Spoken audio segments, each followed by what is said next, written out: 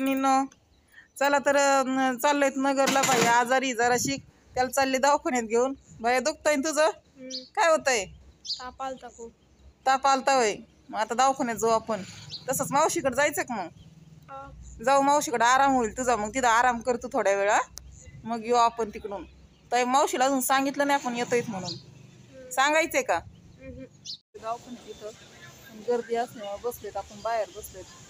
गर्दी आतमध्ये खूपच, त्याच्यामुळे बसले बाहेर. बाहेर पण बसला इथं. नंतर जाऊ आपण गणपती मंदिरात. जाता आता दर्शन घेऊन जाऊ. नंतर जवळ तिथं मावशीचं घरी, भैयाची मावशीच, आपण मावशीकडे पण जाऊ.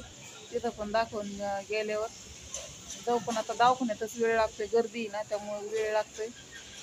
गेल्यावर जाऊ आपण तिथं पण. नंबर आला की मग होईल दवाखाना. मैत्रिणी चाललोय घरी आता. जाता जाता विशाल गणपती मंदिर आहे, तिथं जाऊ आपण, दर्शन घेऊ. हे बघा दवाखाना, तिथं वरती दवाखाना होता. चाललेत घरी आता. जाताना मंदिर दर्शन घेऊन मग जाऊ घरी. नगरमधील गणपतीचं मंदिर आहे. आत्ता चालू नगरमध्ये दवाखाना झालाय.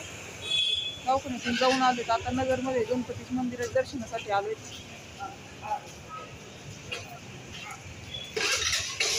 तिथं प्रसाद वाटप चालू आहे. प्रसाद घेऊ आणि घरी जाऊ आपण. आता मंदिरामध्ये आलो, तिथे एक प्रसाद वाटप चालू आहे. काकांना विचारू पण प्रसाद कसा वाटला जातो? प्रसाद दर एकादशीच्या दुसऱ्या दिवशी द्वादशीला मसाला भाताची कढी तयार होती. आणि तो तुमच्या इच्छेनुसार, बर्थडेचा असं, लग्न कार्यालय असं, तुमच्या इच्छेनुसार तो वाटला जातो. आणि त्याचा खर्च अंदाजे 5,000 रुपये येतो. 5,000 खर्च येतो. त्याच्या इच्छेनुसार आपण करू शकतो. आपण काही असेल तर. तुम्ही इथं काय काम करता काका? पुजारी मंदिराचे काका, ते पण पूजा वगैरे करतात. हां, विशाल गणपती मंदिराचे पुजारी. तर धन्यवाद काका माहिती दिल्याबद्दल. आत्ता चाले नगरवरून दवाखान्यात गेलो होतो भैया आणि मी. भैयाचा आजारी भैया. पोरांचं दुखत असलं तर मन नाही लागत. दिवसभर नगरमध्येच होतो. दिदी आली आत्ता शाळेतून, पण डोक्यात नुसते विचारतच असते तर पोरांचं दुखतंय म्हणून. होईल उद्या रिपोर्ट येतील. रिपोर्ट घ्यायला जायचंय परत.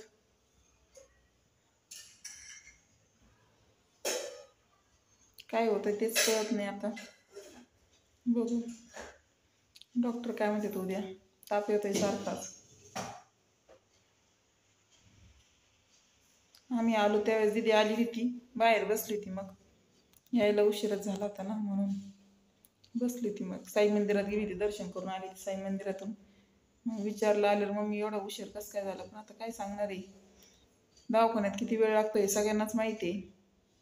चला तर आवरते आता कामं. बाय.